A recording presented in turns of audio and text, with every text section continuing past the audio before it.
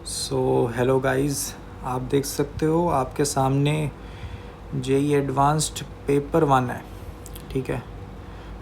ये जो पेपर है ये जनरली आसान कंसीडर करा जा रहा है और हम जैसे जैसे क्वेश्चंस को डिस्कस करते जाएंगे वैसे वैसे हम मार्क करते जाएंगे वो कैसा है। मेरे हिसाब से तो ओवरऑल पेपर का टफनेस कम है काफ़ी ज़्यादा। ये जो मैथमेटिक्स सेक्शन है इसका सेक्शन का जो टफनेस है ये कम था। तो मैथमेटिक्स सेक्शन इसका तो मैं कह सकता हूँ कि इट वाज नॉट हार्ड। ठीक है। इसमें ज़्यादातर जो सवाल है वो ठीक है, मतलब तुम कह सकते हो इजी या मॉडरेट है। हार्ड कैटेगरी का बहुत ही कम सवाल है इसमें जो सुनते हैं। चलो चलो, तो सबसे पहला सवाल बहुत आसान है, इजी कैटेगरी है, लेकिन क्रिटिकल बात तो इसमें वैसे कुछ है नहीं, बट फिर भी देखो क्या हो रहा है। Coefficient of H of x का एक्स क्यूब का कोफिशिएंट तुम देखोगे ना, वो तुम्हारे पास आएगा a3 माइनस b3 माइनस 4। ठीक है ना। ये हमने सिंपल है, एफ ऑफ x+1 डाला x की जगह, x+2 डाला x की जगह g में, और फिर दोनों को सब्ट्रैक्ट करा तो एक्स क्यूब का कोफिशिएंट ये आएगा। और अगर किसी बच्चे ने इसको मिस कर दिया तो वो नहीं निकाल पाया होगा। ठीक है ना। तो इस कंडीशन से क्या निकलेगा कि भाई ये कंडीशन क्या कह रही है, F of X minus G of X is not equal to zero.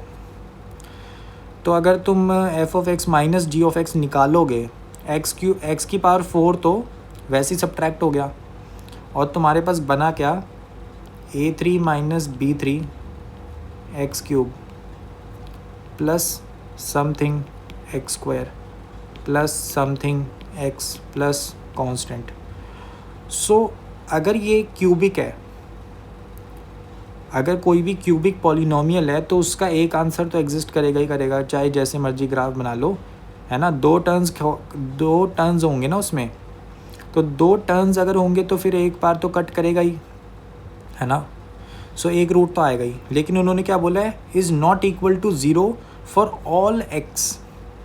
तो हर एक एक्स के लिए अगर इसको ज़ीरो नहीं होना चाहिए तो यहाँ पे इसको क्यूबिक ही नहीं होना चाहिए। तो क्यूबिक नहीं होगी तो इसका मतलब ये जो कोफिशिएंट है एक्स क्यूब का, इसको ज़ीरो होना चाहिए। तो इधर से a3 माइनस b3 की वैल्यू ज़ीरो मिल जाती है और आंसर -4 आ जाता है। ठीक है ना। बहुत ही सिंपल सवाल था, लेकिन इस सवाल को मैं इजी ही कहूँगा। काफ़ी सिंपल सवाल है और इसको इजी ही रखेंगे हम। ठीक है ना। पहला सवाल बिल्कुल इजी, कुछ भी नहीं है, 11वीं का बच्चा कर लेगा इसको। अरे देखो क्यूबिक बन रहा है, अगर क्यूबिक बन रहा है तो उसका एक रूट आएगा और वो रूट नहीं लाना है। अगर नहीं लाना है तो फिर ज़ीरो कर दो। ठीक है ना। तो बहुत ही ईजी सवाल था ये, तो इसमें तो कोई डाउट नहीं होगा। पहला सवाल तो बहुत ही आसान था। S2 देखो क्वेश्चन जो 2 है ये भी बहुत आसान सवाल है। किसका सवाल है ये, वेन डायग्राम का सवाल है। वेन डायग्राम के अगर तुमने सवाल करे हैं, वेन डायग्राम से ये सवाल बहुत ही चुटकियों में हो जाता है। समझते हैं कैसे, अगर तुम सेक्शंस बना लोगे, है ना। तो यहाँ पे मान लो ये A है, ये B है, ये C है, ये D मान लो, ये मान लो E है, ये मान लो F है, ये मान लो G है। तो अब देख लो प्रोबेबिलिटी किस हिसाब से गिवन है। जो U है हमारा वो तो क्या है, एटलीस्ट वन ऑफ द, तो ये तो यूनियन वाली प्रॉब्लम है ना।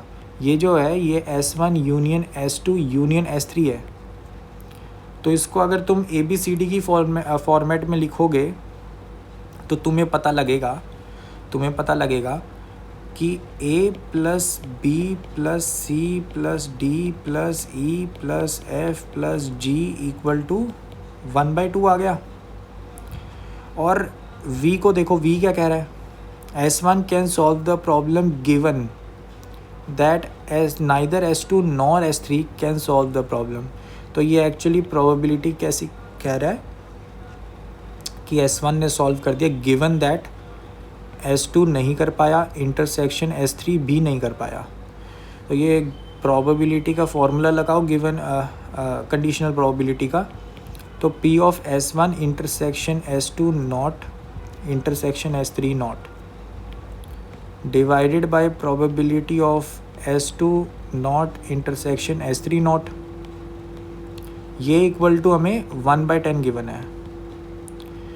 अब मैं कहना चाहता हूँ कि यार अगर S1 intersection S2 not intersection S3 not अगर तुम निकालने जाओगे तो यहाँ पे यूनिवर्सल सेट भी बना देता हूँ मैं, ये यूनिवर्सल सेट हो गया। सो अगर इन सब का यूनियन जो है, ध्यान से देखना, ये जो तीनों सेट हैं इनका यूनियन, इन तीनों में आने की प्रोबेबिलिटी टोटल ये 1/2 है ना। तो जो इसके बाहर होगा, है ना, इसके बाहर होगा वो सारा 1/2 होगा, है ना। क्लियर है ना। सो जो ऑपोजिट है इन तीनों की यूनियन के वो 1/2 है।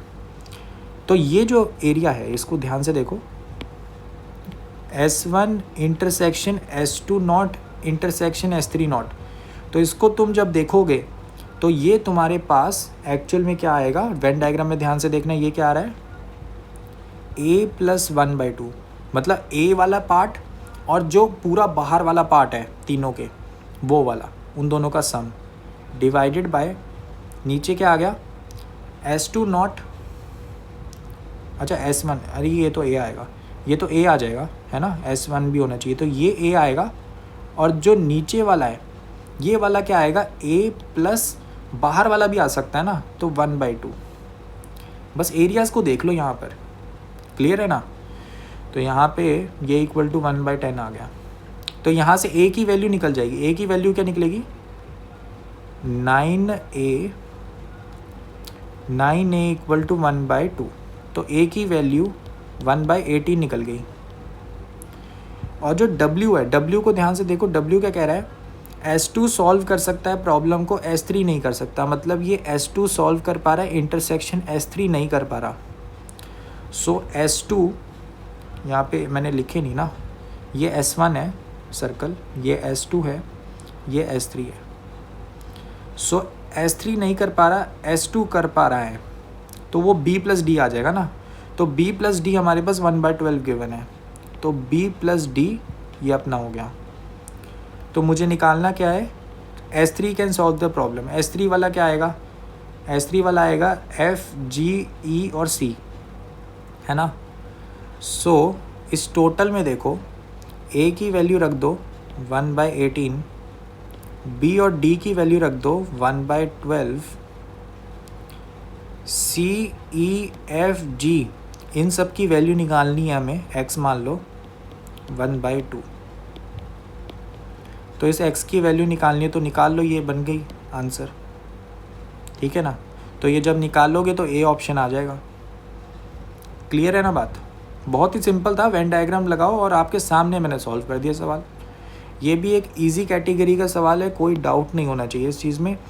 मैंने सिंपल बताया था कि पेपर में जाओगे आसान सवाल मिलेंगे, और ये तो तुम्हें पहले 2 सवाल ही आसान दे दिए पेपर में, तो कॉन्फिडेंस तो यहाँ पर अप हो गया होगा ज़्यादातर बच्चों का। तो चलो तीसरे सवाल पे। तो तीसरा सवाल जो है इसको मैं पहले ही मार्क कर दूँ, this is a hard category.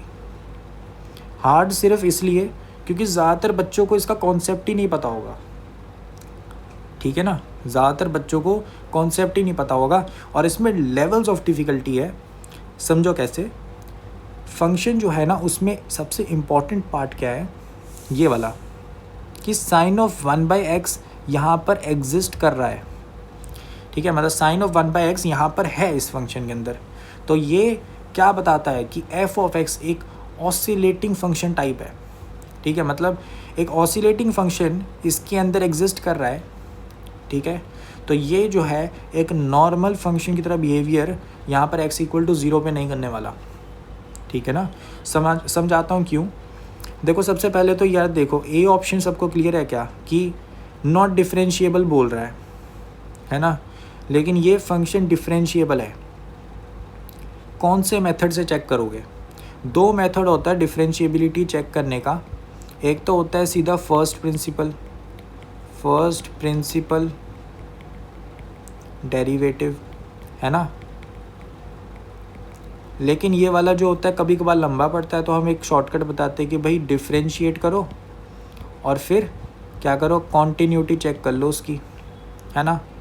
लेकिन अगर कोई ध्यान से क्लास में सुनता है तो उसको पता होगा कि भाई ये इसमें ना एक एक्सेप्शन होता है, इसमें एक एक्सेप्शन होता है। क्या एक्सेप्शन होता है कि जब भी ऑसिलेटिंग फंक्शन अगर दिख गया तो ये वाला मेथड नहीं लगा सकते, गलत आंसर देगा, ठीक है ना। तो अगर तुमने इस क्वेश्चन में डिफ्रेंशिएट करके कॉन्टीन्यूटी चेक करी है तो तुम्हारा ए ऑप्शन सही आ रहा होगा और तुमने ए ऑप्शन मार्क करके आगे बढ़ गए होगे। लेकिन in reality first principle derivative जो कि एक करेक्ट अप्रोच है इसके लिए, वो कहती है कि ये फंक्शन डिफरेंशिएबल है। So A option would be incorrect, क्योंकि हमें ट्रू फाइंड आउट करना है ना।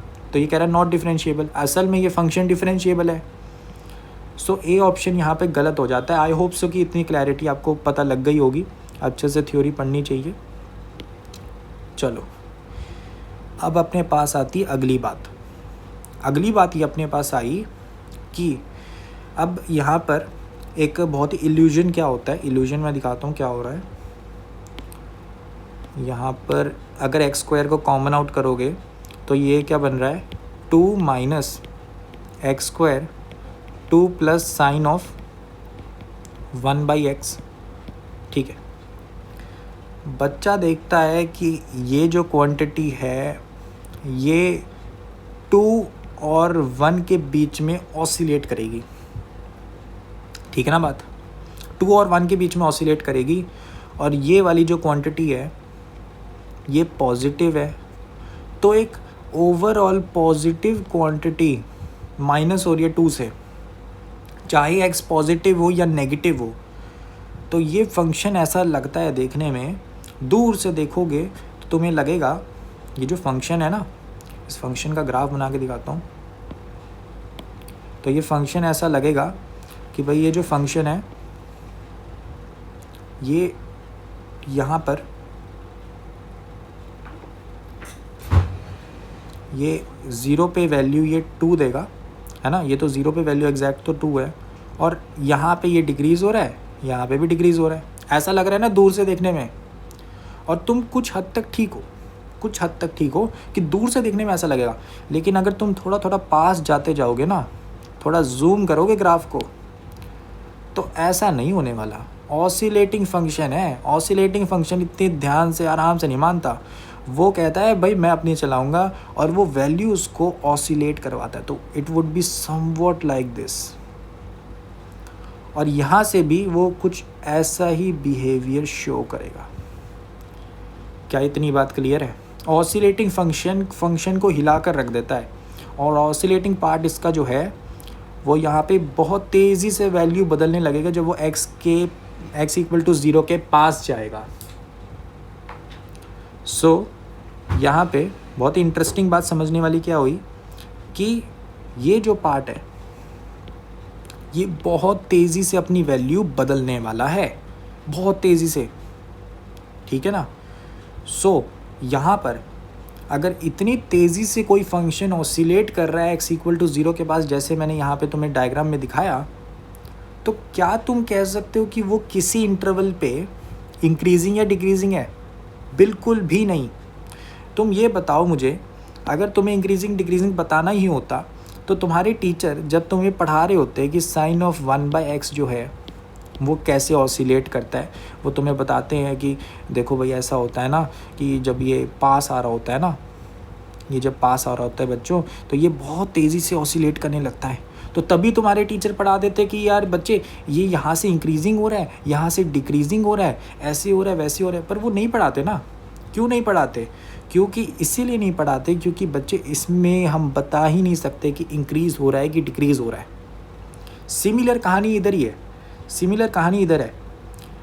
अब यहाँ पे थोड़ी सी बात समझने वाली क्या है, अगर तुम जो ऊपर से मैंने बताया कि भाई यहाँ से डिक्रीज़ वैल्यू 2, ठीक है, यहाँ पे वैल्यू 2 आ रही है और बाकी डिक्रीज़ हो रहा है, तो तुम्हें सीधा दिखेगा बी ऑप्शन ठीक है, सी ऑप्शन गलत है, डी ऑप्शन गलत है, क्योंकि मैक्सिमा बनेगा, है ना। लेकिन ऐसे नहीं आ रहा आंसर, ये तो गलत बात है, बी ऑप्शन गलत है।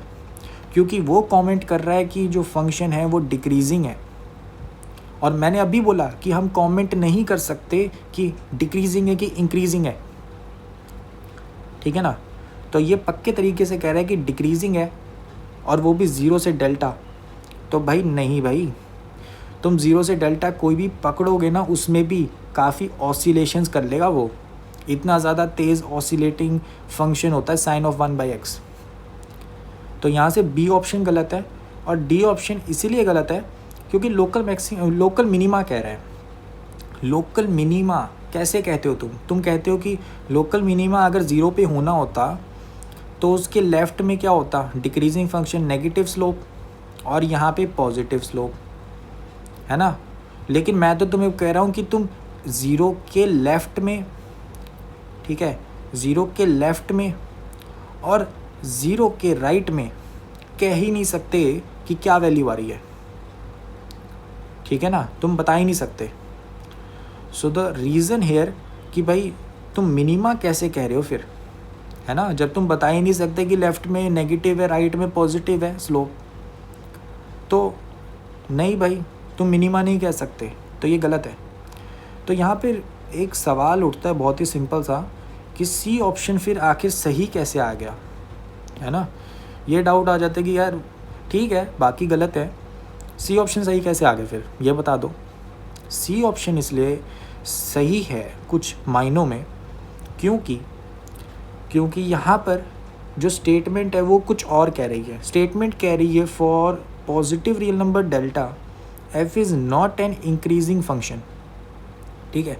अगर कोई फंक्शन इंक्रीज नहीं हो रहा है ना, हमने कॉन्टिन्यूस और डिफरेंशिएबल मान लिया इस फंक्शन को, अगर कोई फंक्शन इंक्रीज नहीं हो रहा तो दो पॉसिबिलिटी निकलती हैं, या तो वो कांस्टेंट है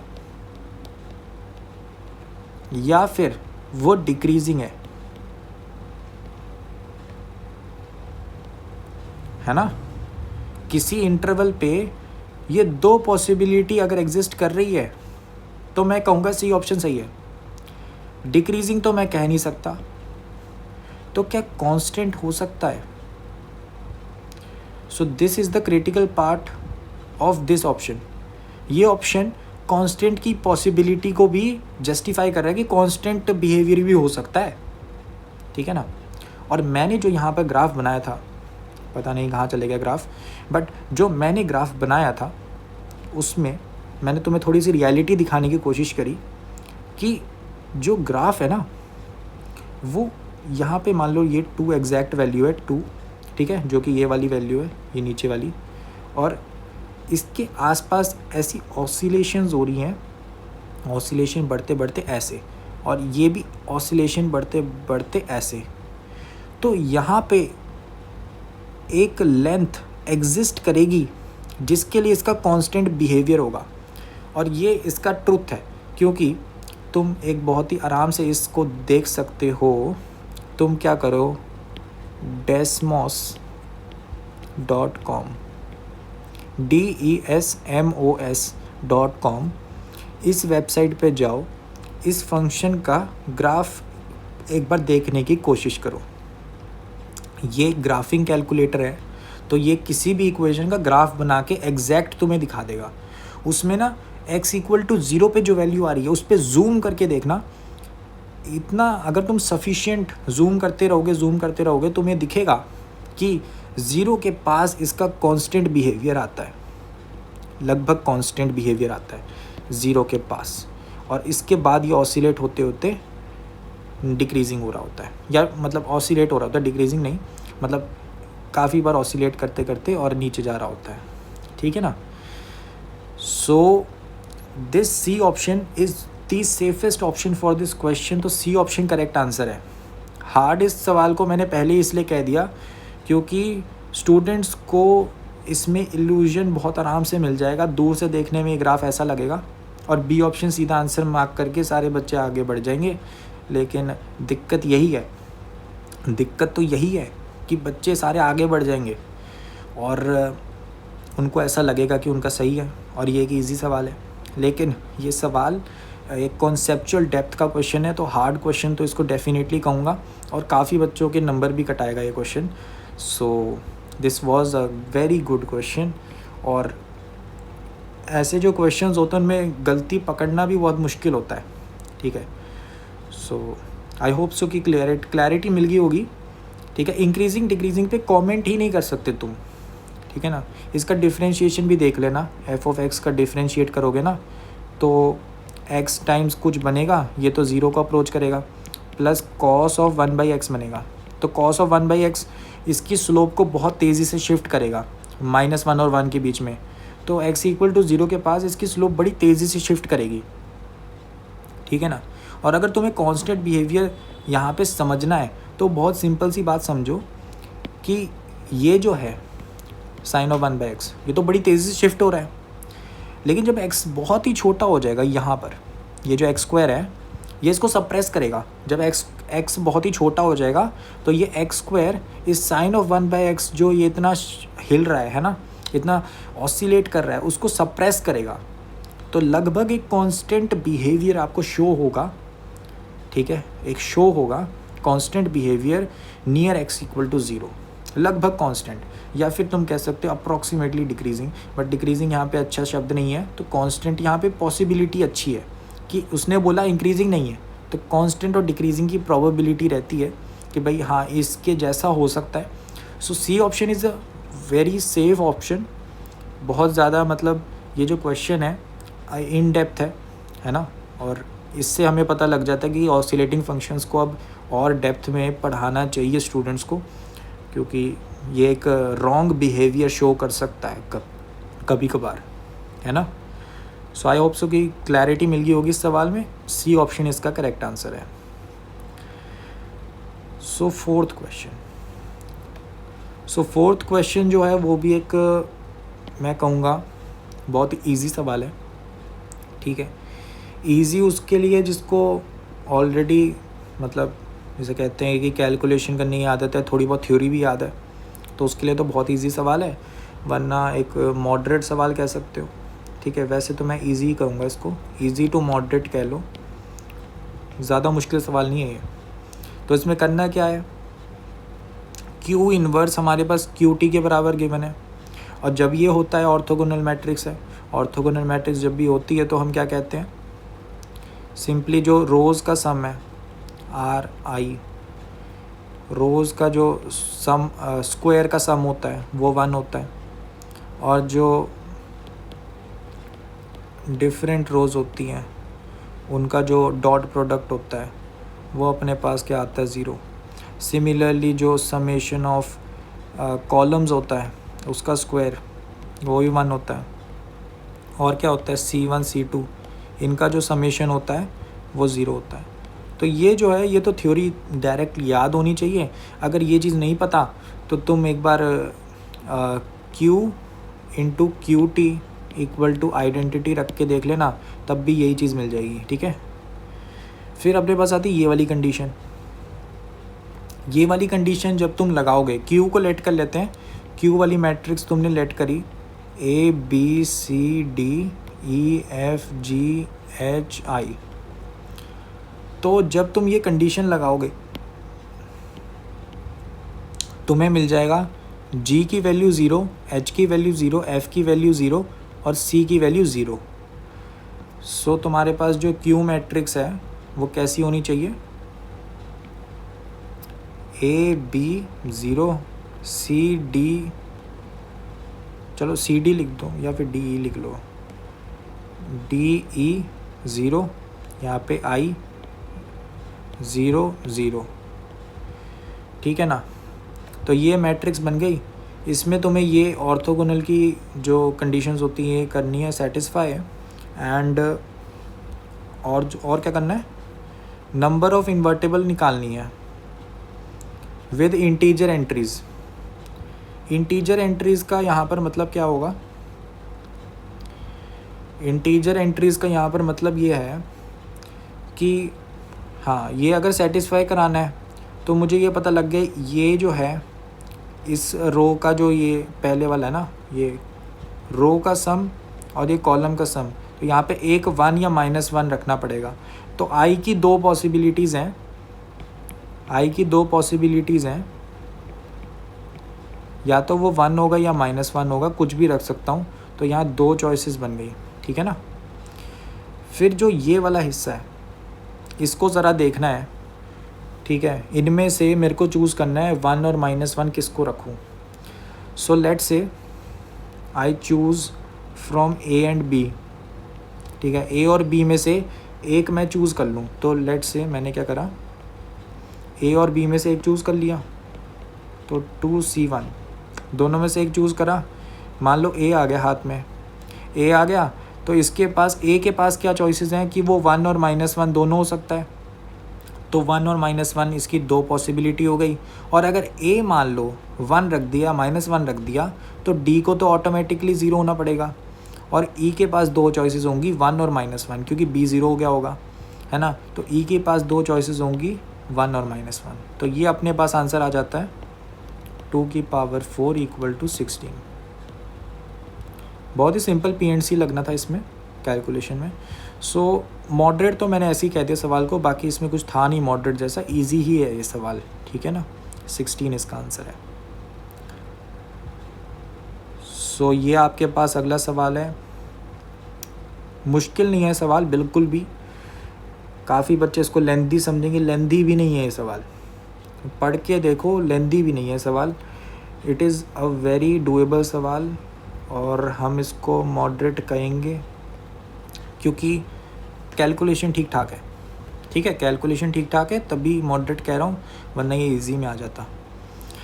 तो मॉडरेट, तो यहाँ पर क्या रहा है, L1 लाइन पास हो रही है इन दोनों प्लेन से, L2 जो एक लाइन है वो पास हो रही है P से और पैरेलल है L1 के। तो L1 की इक्वेशन नहीं निकालनी मुझे, L1 की डायरेक्शन निकाल लूँ तो L2 निकल जाएगी। और M प्लेन जो है वो ये रहा, L2 meets plane M at point Q, ठीक है। So R be the foot of perpendicular drawn from P to plane M।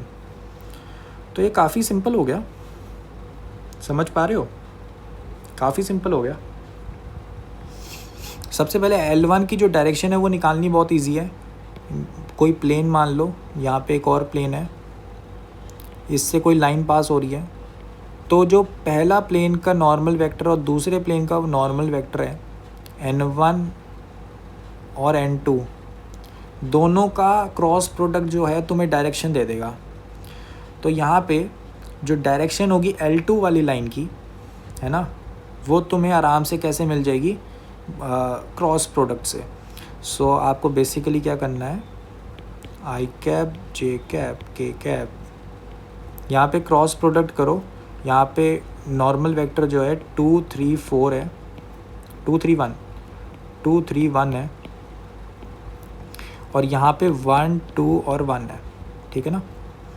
तो यहाँ पे रख दो, तो यहाँ पे 2 3 1 1 2 1, तो यहाँ पे क्या बन गया, I कैप क्या आ गया, I कैप के साथ 3 - 2, तो ये 1 बन गया, माइनस J कैप के साथ क्या आ गया, 2 - 1 1 बन गया, प्लस K कैप के साथ क्या आ गया, 4 - 3 1। तो इधर जो डायरेक्शन आ रही है L2 लाइन की वो क्या आ रही है, 1, -1, 1, ठीक है ना। सो मतलब इसका ऑपोजिट भी हो सकता है, नेगेटिव भी हो सकता है, रिवर्स डायरेक्शन, बट तुम ऐसा अभी लगा लो कि यही डायरेक्शन है, और फिर हम देखेंगे जैसे आपसे ऑप्शंस कह रहे होंगे उस हिसाब से। सो P जो है हमारे पास एक पॉइंट है, तो L2 की लाइन की इक्वेशन लिखी जा सकती है, ठीक बात है।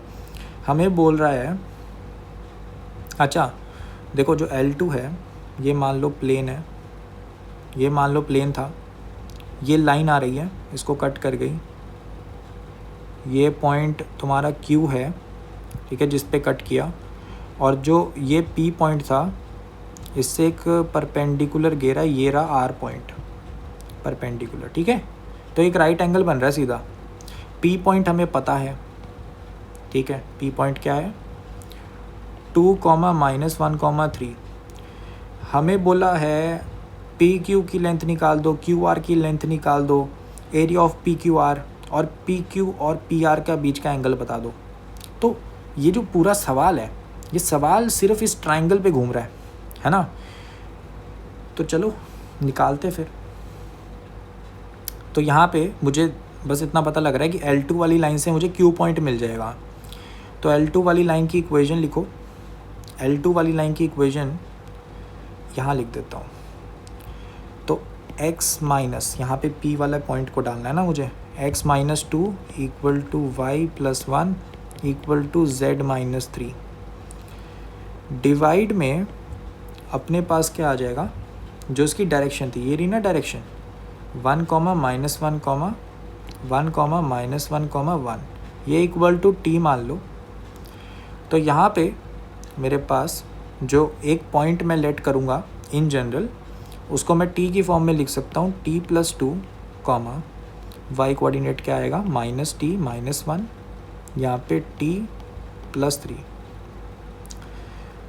तो अगर मैं इस पॉइंट को प्लेन में डाल दूँ तो मुझे Q वाला पॉइंट मिलेगा, है ना, क्योंकि ये L2 वाली लाइन है ना, तो Q वाला पॉइंट मिल जाएगा।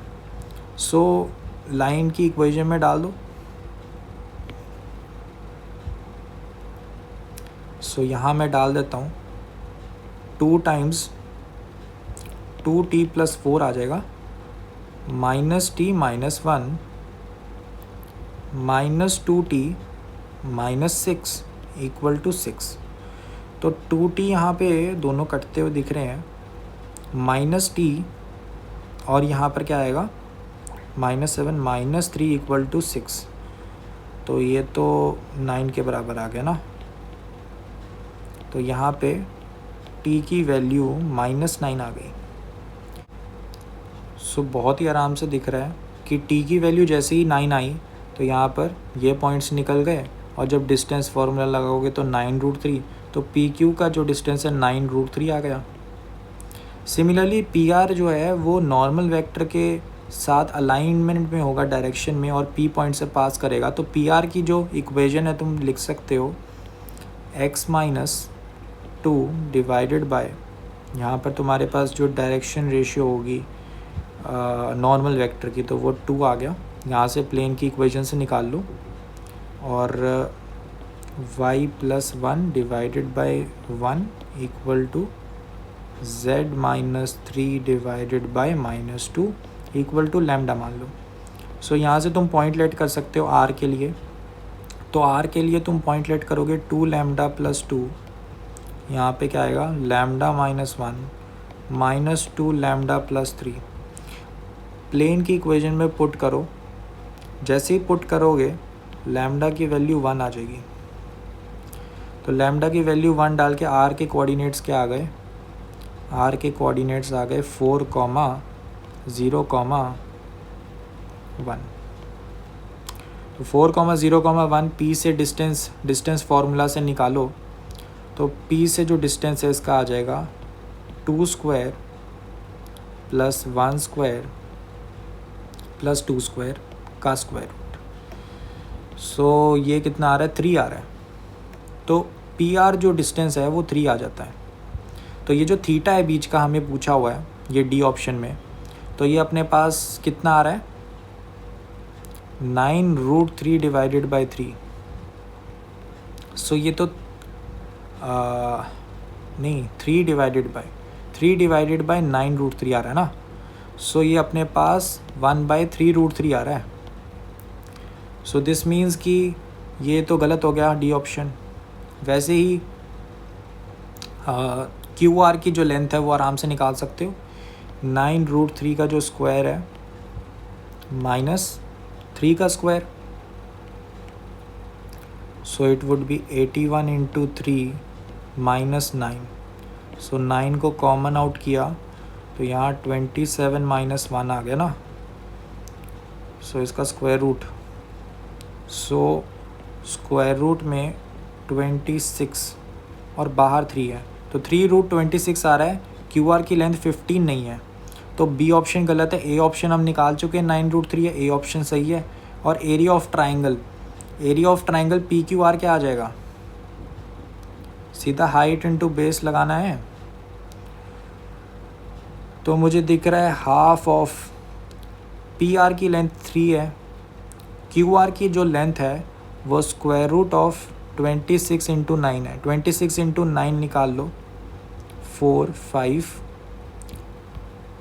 ये आ रहा है ना, तो ठीक है, डी सी ऑप्शन बन रहा है। सो आई होप से कि ये क्वेश्चन क्लियर होगा। सिंपल क्वेश्चन था, थोड़ी कैलकुलेशन लंबी है जैसे मैंने करा के दिखाया। तो जैसे ही पॉइंट्स क्यू और आर निकल गए तो बहुत ही आराम से डिस्टेंसेस निकाले और ये पूरा क्वेश्चन हो गया।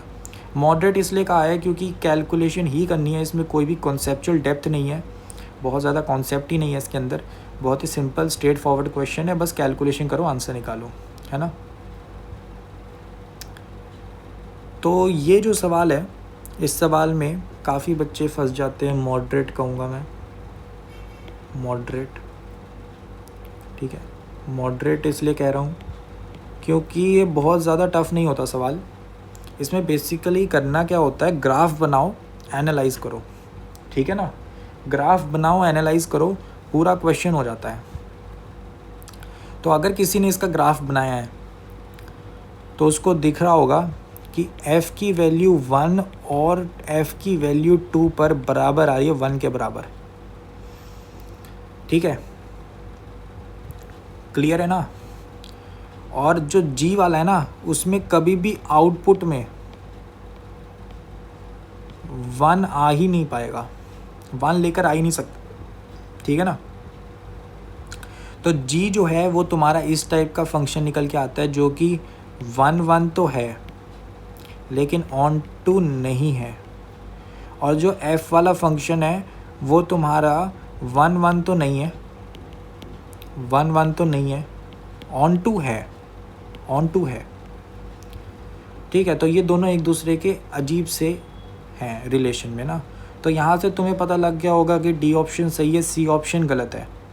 जो फॉग और गॉफ वाला सिचुएशन है उसमें मैं सिंपल सी एक ही बात बताऊंगा इन दोनों ऑप्शन के लिए कि तुम कह सकते हो इनपुट पे फोकस करो, इनपुट पे फोकस करो, ठीक है। अगर तुम इनपुट पे फोकस करोगे ना और आउटपुट पे, तो तुम बहुत ही आराम से इनको कर दोगे। देखो कैसे, जो गॉफ वाला है ना, पहला ऑप्शन, ए ऑप्शन क्या है, गॉफ वाला। तो गॉफ वाला जो ऑप्शन है GOF X, तो गॉफ ऑफ x जो है उसमें समझने वाली बात क्या है कि यार अगर गॉफ ऑफ x है, f ऑफ x जो है मेरा, वो एक ऐसा फंक्शन है जो कि 1 और 2 पे सेम वैल्यू दे रहा है, और जो g ऑफ x है वो मेरा 1 1 है।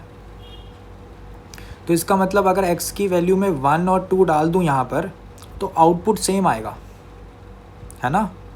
सही बात हुई कि नहीं, कि देखो भाई gn वाला है ना, वो एक वैल्यू पे एक ही आउटपुट देता है, 1 1 है, लेकिन f वाला है ना, एक केस में 1 आउटपुट दे देता है 2 इनपुट्स के लिए। बस यही एक एक्सेप्शन है इस ग्राफ में, और सारे 1 1 है। सिर्फ 1 और 2 वाली वैल्यूज़ पे ये सेम आउटपुट दे रहा है। तो अगर मैं x की वैल्यू 1 और 2 डाल दूँ तो गॉफ वाला जो फंक्शन है वो 1 1 तो नहीं आने वाला, है ना। 1 1 हमने डिसप्रूव कर दिया आराम से। और क्या अगर वो 1 1 नहीं है तो क्या वो ऑन टू है, क्या वो ऑन टू है? अरे ऑन टू तो हो ही नहीं पाएगा, बताओ मुझे क्यों? क्योंकि जो g है हमारा वो तो ऑन टू ही नहीं है। f of x on two था, f ऑफ x मेरा ऑन टू था। f ऑफ x ने क्या करा, उसने इनपुट ली, उसने बोला भाई मैं तो सारी ऑन टू पे सारी आउटपुट्स दूंगा कोडोमेन की। तो g के अंदर एक्चुअल में सारे के सारे इंटीजर चले गए, लेकिन उस बेचारे ने, उसको तो पहले ही पता था भाई मैं तो ऑन टू हूँ ही नहीं, तो उसने बोला भाई मैं 1 तो आउटपुट में ला ही नहीं सकता, तो ये ओवरऑल फंक्शन ऑन टू भी नहीं होगा। तो ये ऑप्शन सही। समझ पाए कैसे एनालिसिस हो रहा है? अब फॉग वाला देखो, f ऑफ gx, इनपुट और आउटपुट पे फोकस करो। f ऑफ gx क्या कह रहा है? f of g of x क्या कह रहा है? g ऑफ x कह रहा है भाई मैं तेरे को सारी आउटपुट दे दूंगा लेकिन 1 नहीं दूंगा, 1 मैं नहीं दे सकता। तो f कह रहा है अच्छी बात है, अगर तू मुझे 1 नहीं देगा तो 2 पे वैल्यू 1 आएगी, 1 पे कोई वैल्यू मुझे देने की ज़रूरत नहीं पड़ेगी, तो ये वाला फंक्शन 1 1 हो जाएगा, है ना। और f वाला जो फंक्शन है मेरा, g वाला फंक्शन मुझे सारी वैल्यू दे रहा है 1 को छोड़ के। f वाला जो फंक्शन है उसकी अगर 1 वाली वैल्यू मैं हटा दूँ और बाकी सारी इनपुट्स को देखूँ तो वो ऑन टू बनता है। तो मेरे पास क्या आया कि ये वाला जो फंक्शन है ये 1 1 तो है और ये वाला ऑन टू भी है, तो बी ऑप्शन गलत हो गया क्योंकि वो कह रहे 1 1 नहीं है। तो आई होप सो कि तुम्हें क्लैरिटी मिल गई होगी। सिर्फ एनालिसिस करना है और इनके ग्राफ बना के देखना। मैं लिटरली कह रहा हूँ इसका ग्राफ बना के देखना, मज़ा आ जाएगा। बहुत ही अच्छे ग्राफ्स हैं, एक बार वैल्यूज़ डाल के देखो, बहुत ही इंटरेस्टिंग ग्राफ्स हैं इन दोनों के। मैंने बनाए हुए हैं, मैं टेलीग्राम चैनल पर डाल दूँगा अगर किसी को चाहिए होंगे। सो 7th क्वेश्चन, बहुत ही ईजी क्वेश्चन, नो डाउट कि ये एक ईजी क्वेश्चन है। मुझे तो कोई डाउट नहीं है कि ये एक ईजी क्वेश्चन है। आई होप सो कि आप लोगों ने इस क्वेश्चन को कर लिया होगा जिन्होंने अटेम्प्ट करा है। इतना इजी सवाल है, mid point theorem, section formula और कुछ भी नहीं है इसमें। सेक्शन फार्मूला लगाओ, सीधा आंसर। क्या कह रहा है, ये मान लो तुम्हारा Z1 वाला पॉइंट है, ये मान लो Z2 वाला पॉइंट है। उसने बोला कि Z1 से जो डिस्टेंस है पॉइंट का वो ट्वाइस है Z2 से, है ना। तो Z1 से जो डिस्टेंस है वो ट्वाइस है, तो ये ट्वाइस हो गया ऑफ दिस डिस्टेंस। और फिर यही पॉइंट, यही जो चीज़ है वो ऐसे घूमेगी और ऐसे एक सर्कल बनेगा। इम्पॉर्टेंट बात क्या है, Z2 इस सर्कल का सेंटर नहीं है। आई होप सो कि इतनी सिमेट्री तुम देख पाते हो। तो ये चीज़ अपने पास आ गई। और जो ये वाला पॉइंट होगा, इसमें भी बड़ी इंटरेस्टिंग चीज़ क्या है कि जो Z1 से डिस्टेंस होगा ये ट्वाइस होगा दैट ऑफ Z2 से डिस्टेंस। तो बेसिकली इस पॉइंट के लिए और इस पॉइंट के लिए तुम्हें इंटरनल और एक्सटर्नल सेक्शन फार्मूला का एप्लीकेशन करना है। तो तुम्हें डायमीटर के एंड पॉइंट्स मिल जाएंगे सर्कल के, तो उन डायमीटर के एंड पॉइंट्स का डिस्टेंस निकाल लो बीच का, है ना। तो तुम्हारे पास रेडियस आराम से निकल जाएगा और मिड पॉइंट लोगे तो सेंटर निकल जाएगा। ए और डी ऑप्शन इसका करेक्ट आंसर है। आई होप सो कि इसको सॉल्व करने की ज़रूरत नहीं है, आप लोग कर लोगे, बहुत ही आसान सवाल है। So we have the 8th question. 8th question भी एक बहुत ही ईजी सवाल है, no doubt this is very easy question. Easy क्यों है? ईजी इसलिए है, वो क्या कह रहा है, ये कह रहा है रिलेशन आर है, ये हमारे एलिमेंट्स हैं, ठीक है। इस सेट पे रिलेशन बनाने की कोशिश करी जा रही है सच दैट वो रिलेशन रिफ्लेक्सिव और सिमेट्रिक हो और उसमें सिर्फ 10 एलिमेंट्स हों। तो ऐसे कितने रिलेशन होंगे जो एस सेट के अंदर होंगे, है ना।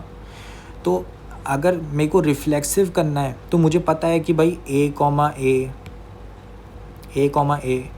B, B, C, C, D, D, E, ये तो रखने ही पड़ेंगे, F, ये तो रखने ही पड़ेंगे। और जो 4 एलिमेंट्स बच गए, है ना, जो 4 एलिमेंट्स बच गए उनको मैं चूज़ करूँगा सच दैट कि वो सिमेट्रिक हो, क्योंकि रिफ्लेक्सिव वाली क्वांटिटी तो पूरी हो गई 6 में ही। अब ये जो बचे हैं ना यार, ये सिमेट्रिक हो जाएं, ठीक है, बस इतनी रिक्वायरमेंट है।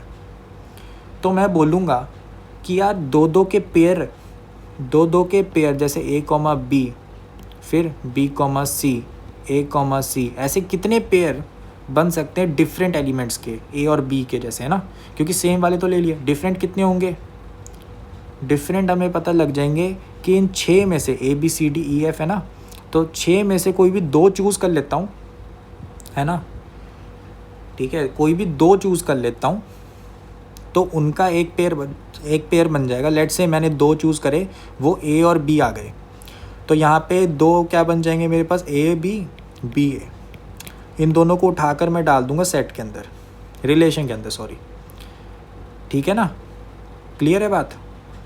तो 6C2 मतलब 6 में से 2 चूज़ कर लिए, उनको मैंने डाल दिया सेट के अंदर, क्लियर है ना बात, ठीक है।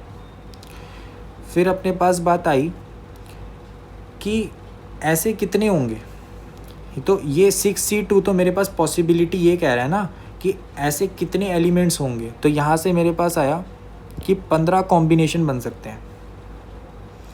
तो उन 15 कॉम्बिनेशन में से मुझे कोई 2 चूज़ करने हैं सच दैट ये 4 भर दूँ, क्योंकि एक चूज़ कर लिया तो उसका ऑपोजिट वाला तो रखना ही पड़ेगा, है ना। तो इस क्वेश्चन का जो आंसर है वो 15C2 होगा। क्लियर है बात। तो 105 इसका correct answer. I hope so कि ये समझ आ गया होगा। बहुत ही सिंपल सवाल है, कॉम्बिनेशंस देखने हैं बस। 9th क्वेश्चन बहुत ही आसान सवाल है। और वेक्टर का जब भी सवाल आता है ना, तो मुझे लगता है कि जितना बेसिक से कराया जाए उतना बढ़िया, है ना। जितनी कम कैलकुलेशन करी जाए उतना बढ़िया, है ना। चलो इसका एक सॉल्यूशन देखते हैं। सॉल्यूशन बहुत ही सिंपल है, क्योंकि मेरे को सिमेट्री बड़ी पसंद है, तो मैं बोलूँगा कि यार ऐसा करो, ये 5 है ना, इसको लिखो 1 -1 + 6। समझ पा रहे हो क्यों कहा? क्योंकि ये 6 और ये 6 मैच कर रहे हैं ना, समझ रहे हो बात। तो यहाँ मेरे पास क्या बन गया, SP vector minus SQ vector plus 6 times SQ vector plus SR vector, ठीक है बात, इक्वल टू 0। तो मैं कहूँगा कि यार ये वाली जो चीज़ है ना, इसको राइट हैंड साइड लेके जाओ। तो मैंने बोला ठीक है। 6 times SQ vector plus SR vector, ये मेरे पास आ गया SQ vector minus SP vector. समझ गए बात? इतनी बात समझ के नेगेटिव हो गया ना।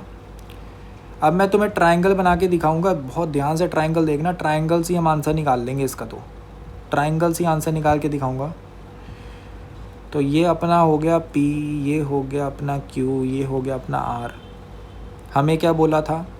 हमें बोला E जो है ना, जो E है, E हमारा PR का मिड पॉइंट है, ये E हो गया। QR का मिड पॉइंट अपना F हो गया। एक बीच में एक पॉइंट है कहीं पर, वो अपना S हो गया।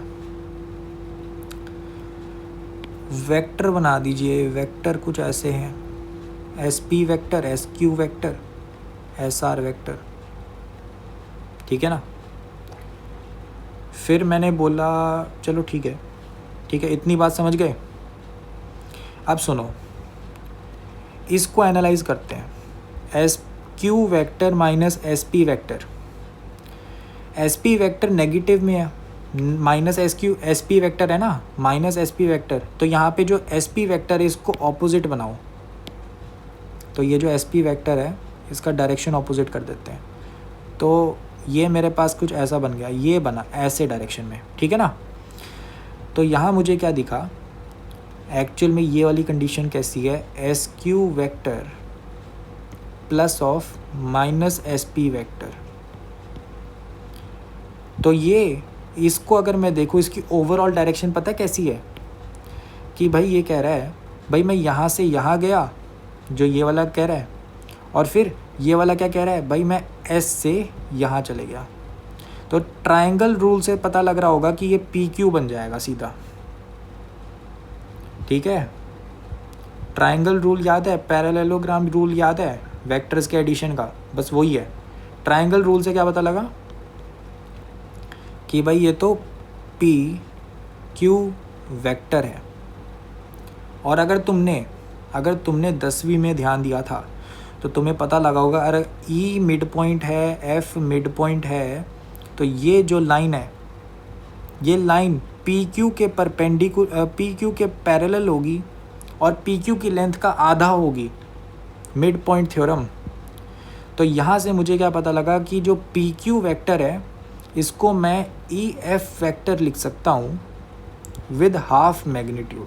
तो हाफ कर दिया। समझ पा रहे हो मेरी बातें? अब SQ और SR वेक्टर का जो ये सम हो रखा है यहाँ पर, इसको समझते हैं और हमारा सवाल हो जाएगा, ठीक है। तो SQ वेक्टर यहाँ पर मैं क्या करता हूँ, यहाँ पर ऑब्जेक्ट इरेजर से थोड़ा इरेज करता हूँ जो वेक्टर हमने बना रखे हैं, ताकि थोड़ा क्लैरिटी मिल सके कि क्या हो रहा है। है ना। सो अब ये डायग्राम है, इस डायग्राम में देखो क्या है, एस क्यू वैक्टर जो है ये वाला वेक्टर हो गया, एस आर वैक्टर ये वाला वेक्टर हो गया। मैंने क्या करा, इसको जोड़ दो, इसको पैरेललोग्राम बनाओ, पैरेललोग्राम। तो ये जो रिजल्टेंट होगा ये एफ से पास करेगा, कोई डाउट। एफ जो है, पैरेललोग्राम जो होते हैं उनके डायगोनल एक दूसरे को बाइसेक्ट करते हैं at mid point. So F mid point है क्यू आर का, तो वो रिजल्टेंट को भी बाइसेक्ट करेगा। ये मान लो पॉइंट एम है, तो जो S Q plus S R है ये मेरा एस एम वैक्टर के बराबर होगा, और एस एम वैक्टर जो है वो मैग्नीट्यूड में डबल होगा एस एफ वैक्टर के। इतनी बात क्लियर है, बता दो मुझे।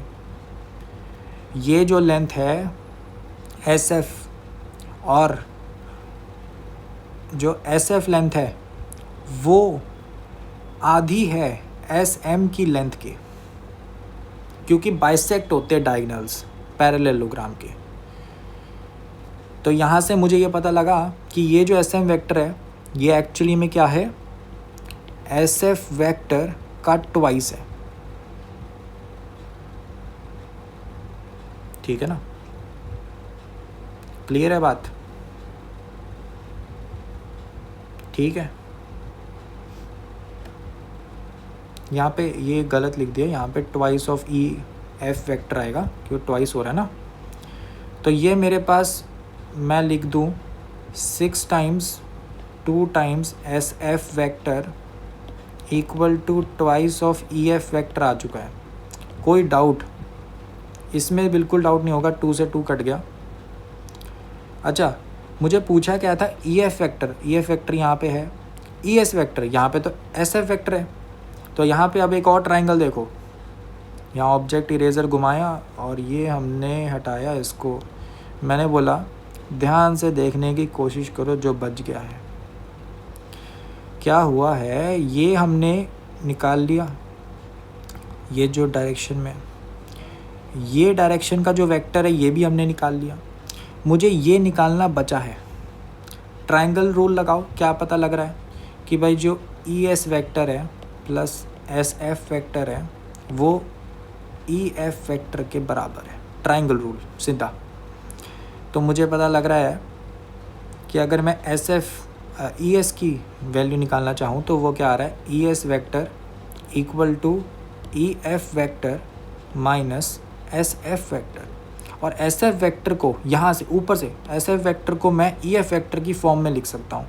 तो ये आ गया ई F vector minus E F vector divided by 6। तो यहाँ से ये आ जाता है 5/6 ई एफ वैक्टर। तो यहाँ से तुम रेशियो निकाल लो दोनों का, तो ये 6/5 आ जाएगा, 6/5 ई F vector divided by E S vector. तो दोनों का जो मैग्नीट्यूड है वो साफ साफ दिख रहा है कि लेंथ जो होगी लाइन सेगमेंट्स की वो भी 6/5 होगी। तो आंसर 1.20। आई होप सो कि ये दिख गया होगा।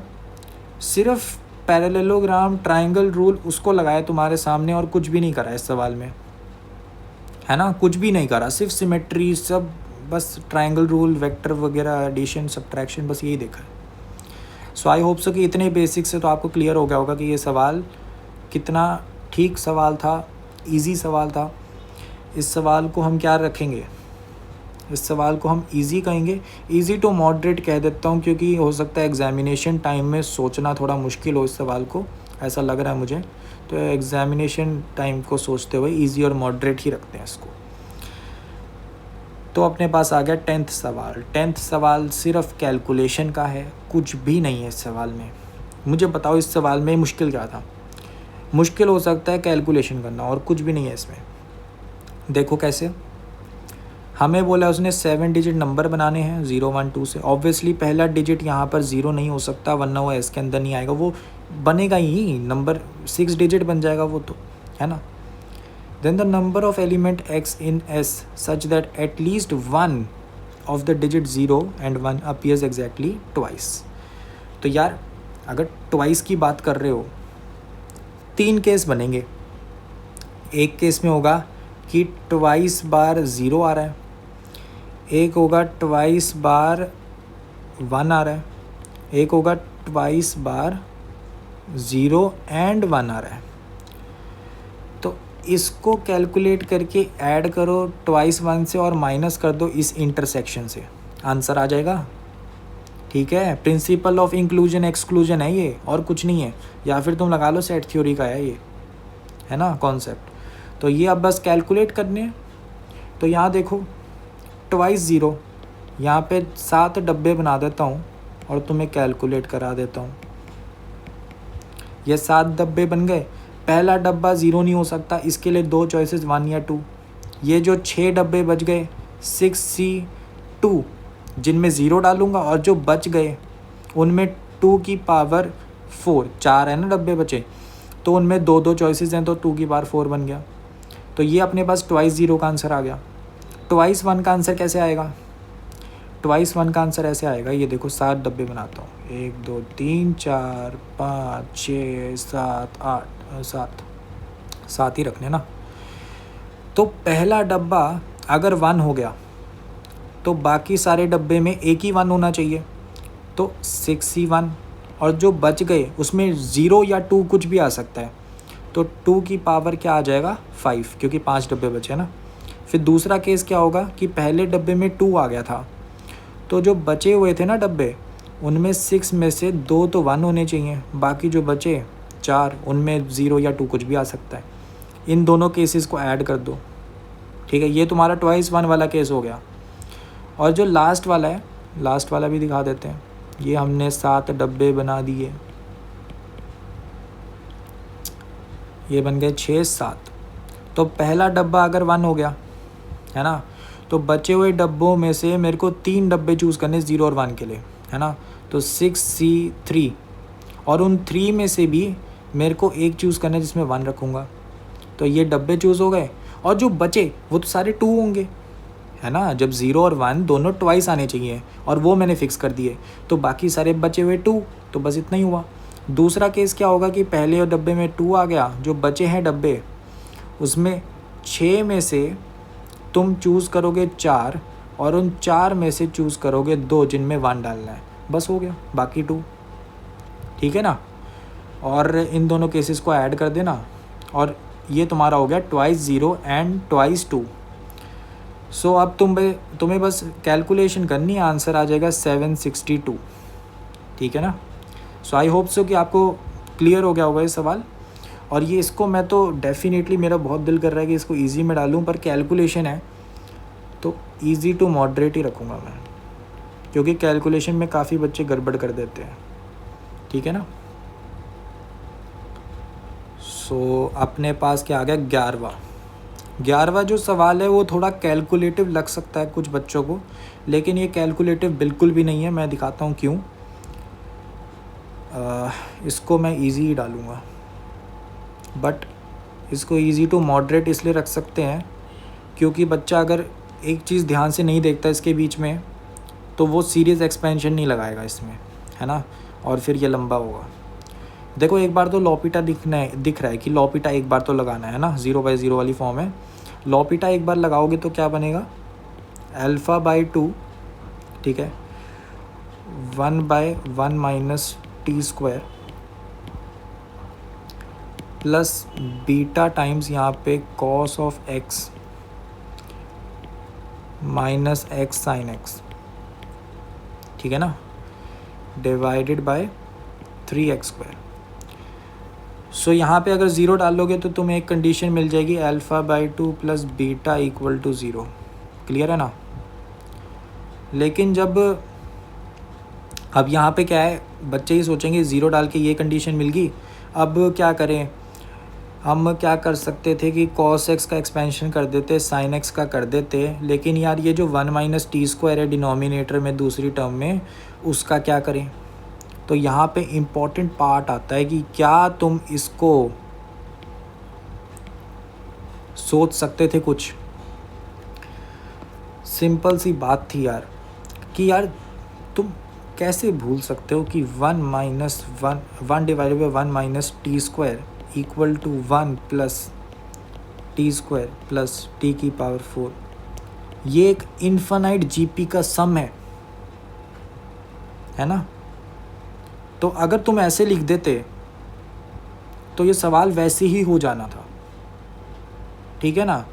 1 माइनस टी स्क्वायर को ये एक्सपेंशन लिख दो, ठीक है, 1 माइनस टी स्क्वायर को ये एक्सपेंशन लिख दो, तो ये सवाल सीरीज़ एक्सपेंशन से अभी ही हो जाएगा। बीटा की वैल्यू तुम्हारे पास क्या आ जाएगी, -12/5, अल्फ़ा की वैल्यू क्या आ जाएगी, 24/5। क्लियर है ना, ठीक है। और दोनों को ऐड करोगे तो 12/5 आ गया और आंसर आ गया 2.40। तो आई थिंक कि ये सवाल मतलब थोड़ा क्रिटिकल था, यहाँ सोचने वाला कि 1/1 माइनस टी स्क्वायर को जीपी का एक्सपेंशन लिख सकते हैं और फिर ये एक सीरीज़ एक्सपेंशन से इसी स्टेप पे हो जाता। वरना अगर अभी इसका डिफ्रेंशिएशन करने जाओगे तो ये थोड़ा और लंबा हो जाएगा सवाल, है ना, और फिर इसको मॉडरेट कहने लगोगे कि भाई थोड़ा कैलकुलेटिव था। नहीं है कैलकुलेशन, सीरीज़ एक्सपेंशन लगाओ सीधा हो रहा है ना। So this was the thing here. 12th question moderate कह सकते हैं, बट मॉडरेट भी इसलिए कह रहा हूँ क्योंकि कैलकुलेशन है, कॉन्सेप्चुअली तो कुछ भी नहीं है इसमें भी। Easy to moderate. तो यहाँ पर जैसी ये कंडीशन आई, पता लग गया कि भाई एफ ऑफ एक्स पहली बात तो पॉजिटिव है, तो एक ही सोल्यूशन बचा है, F of X equal to A की पावर के एक्स। ए की पावर के को लेट से तुम कोई कांस्टेंट मान लो, लेट से क्या मानोगे, पी की पावर एक्स मान लो, ठीक है ना, पी कोई कांस्टेंट है, ठीक है ना, क्लियर है। ये कंडीशन लगाओगे तो क्या मिलेगा, पी की power A plus 30d equal to 2 की पावर 6 लिख दिया 64 को, और यहाँ पे क्या आ गया, p की पावर a प्लस 24d। तो इसको डिनोमिनेटर में जाके पावर सब्ट्रैक्ट कर दो, p की पावर 6d किसके बराबर आ गया, 2 की पावर 6 के। तो यहाँ से तुम्हारे पास p की पावर d की जो वैल्यू है वो 2 आ गई। क्लियर है ना, ठीक है बात। और फिर इधर से तुम्हारे पास p की पावर a की वैल्यू आएगी, ठीक है ना। तो इसको जब तुम लिखोगे तो तुम इसको लिख सकते हो, यहाँ पे जो एक्सपेंशन बनेगा वो p की पावर a है ना, और यहाँ पे बनेगा p की पावर d की कितनी टर्म्स थी, 50 टर्म्स थी, -1 डिवाइडेड बाय p की पावर d -1, ये आ गया इक्वल टू 3 to 25 + 1। तो यहाँ से तुम्हारे पास p की पावर a की जो वैल्यू है वो आएगी 3 डिवाइडेड बाय 2 की पावर 25 - 1। और जब तुम ये लास्ट वाला समीशन कैलकुलेट करने जाओगे तो क्या मिलेगा, लास्ट वाला समीशन लिख दूँ। सो लास्ट वाला जो ये समीशन है, इसको जब तुम कैलकुलेट करोगे इसकी वैल्यू पता है किसके बराबर है, p की पावर a प्लस 5d, और यहाँ पे p की पावर d जो है वो कितनी टर्म्स आएंगी, 24 है ना, नहीं सॉरी 25 आएंगी ना, -1 डिवाइडेड बाय p की पावर d -1। p की पावर d की वैल्यू 2 है, और यहाँ पे भी वैल्यू सेपरेट कर दो, p की पावर 5d। तो एक्चुअल में क्या बनेगा, 3/2 की पावर 25 - 1 और मल्टीप्लाई में 2 की पावर 5 इंटू 2 की पावर 25 - 1। तो 2 की पावर 25 - 1 तो ऐसे ही कट गया, आंसर क्या आएगा, 2 की पावर 5 इंटू 3, तो ये 96 बन जाता है, ठीक है ना। कैलकुलेटर सवाल है और कुछ भी नहीं है। सो इजी सवाल है, इजी सवाल है, कुछ नहीं है इसमें। 13th question. चलो अब हम थोड़ा सा सोचते हैं। देखो कैलकुलस आना और उसको अप्लाई करने में बहुत फ़र्क है। अगर तुम इस सवाल में ना सीधे लग जाओगे तो कैलकुलेशन थोड़ी लंबी लगेगी, थोड़ा दिमाग से चलोगे तो कैलकुलेशन बहुत ही सीधी लगेगी। समझो कैसे, ये जो इक्वेशन है इसका इंटीग्रेशन करोगे तो क्या बनेगा, ln of y1 equal to integration of sine square x dx plus c1, कोई कांस्टेंट ऑफ इंटीग्रेशन आएगा ना, इसको भी लिख दो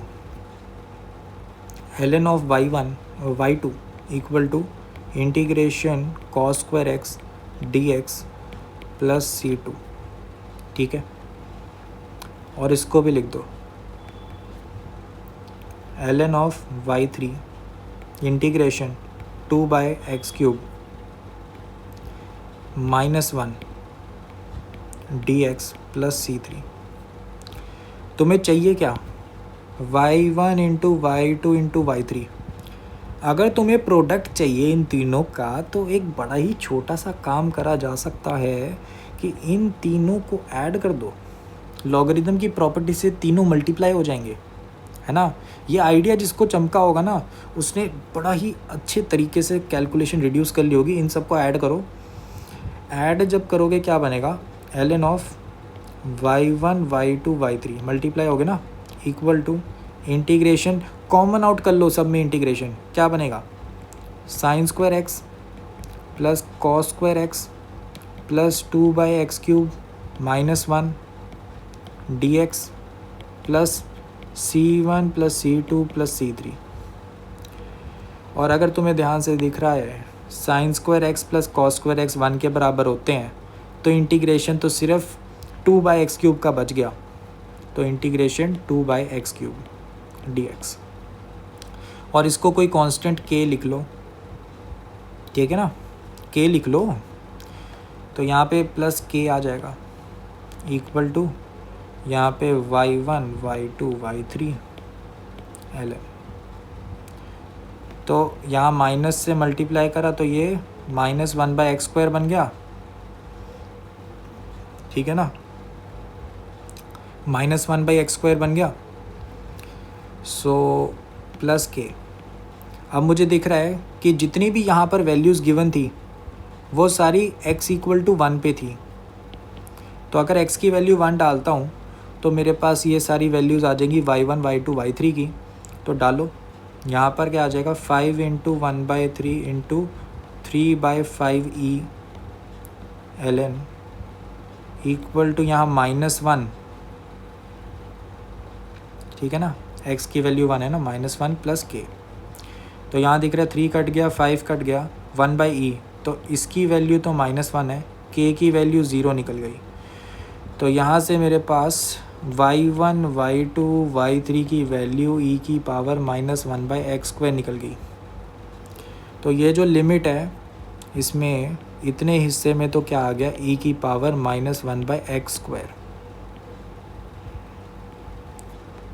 ठीक है ना। हमें क्या करना है, लिमिट निकालनी है। e की पावर 3x तो सीधा पता लग रहा है, e की पावर 3x तो सीधा पता लग रहा है, ये तो 1 बन गया, इसको हटाओ, है ना, x टेंड्स टू 0 पे तो 1 जा रहा है, इसको हटाओ। तो यहाँ पे मुझे क्या दिख रहा है, एक्सपेंशन लगा दें, एक्सपेंशन लगा दें, एक्सपेंशन लगाओ। तो यहाँ पे दिख रहा है नीचे तो क्या बन रहा है, डिफरेंशिएट करते हैं ना, तो यहाँ पे नीचे तो क्या बन रहा है, कॉस ऑफ x, यहाँ बन गया 2 प्लस यहाँ पे e का डिफरेंशिएशन होगा e की पावर -1/x², -1/x² का जो डिफरेंशिएशन है वो आएगा 2/x³, ठीक है ना, 2/x³, ये अपने पास आएगा। क्लियर है, ठीक है ना, तो ये अपने पास आ जाएगा। तो अब ये डिनोमिनेटर तो बन जा रहा है ना, क्लियर है। तो जो आंसर है हमारा वो 2 + 2/x³ e की पावर -1/x² होगा। क्लियर है ना बात, ठीक है। सो यहाँ पे मुझे क्या दिख रहा है